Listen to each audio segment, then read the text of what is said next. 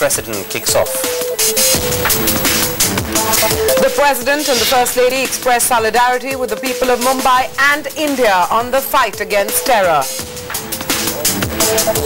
The U.S. National Security Advisor says that the U.S. administration expects 17 announcements across the economic, strategic and political spheres. American and Indian business leaders come together at the U.S.-India Business and Entrepreneurship Summit. Big deals are expected to be announced in the energy, agriculture and defense arenas.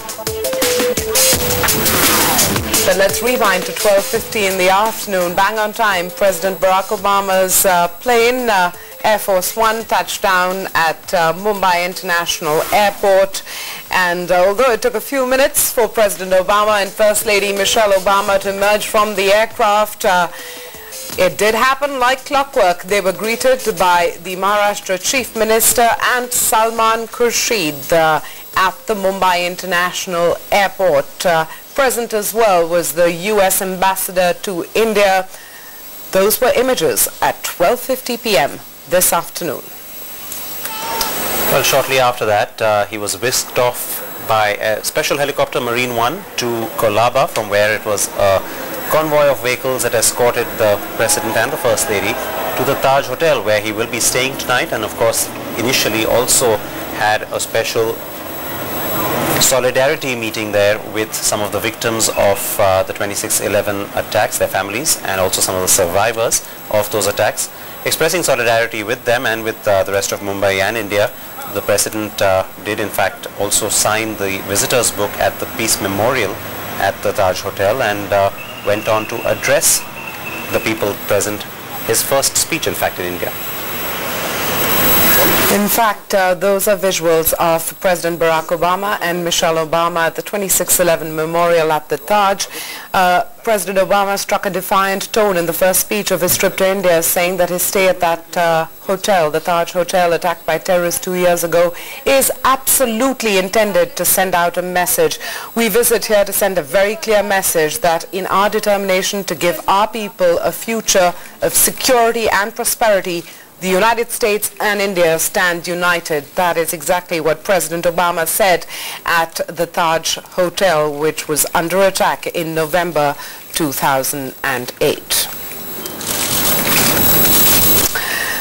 I'd like to once again revisit some of the comments that President Obama made at the memorial service, and the speech that President Obama made contained the following statements. He said, "We will always remember the events of 26/11, not just the sorrow but also the courage and humanity displayed that day. The United States stands with solidarity with all of Mumbai and India.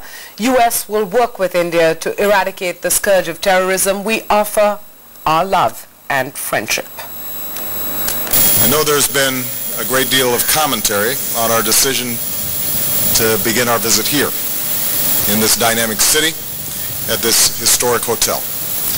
And to those who have asked whether this is intended to send a message, my answer is simply absolutely. Mumbai is a symbol of the incredible energy and optimism that defines India in the 21st century. And ever since those horrific days 2 years ago, the Taj has been the symbol of the strength and the resilience of the Indian people. So yes, we visit here to send a very clear message that in our determination to give our people a future of security and prosperity, the United States and India stand united. A few moments ago, Michelle and I had the opportunity to visit the memorial here and to honor the memory of those who were lost.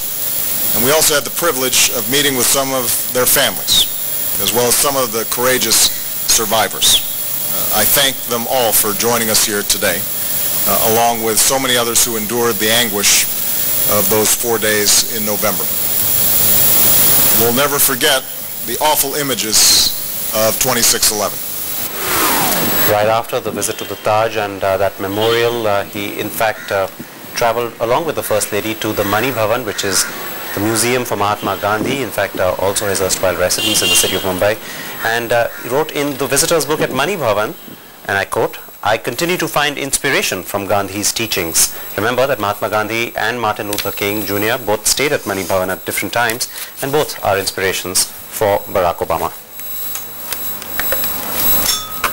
Well, we understand from news that's just coming in that President Obama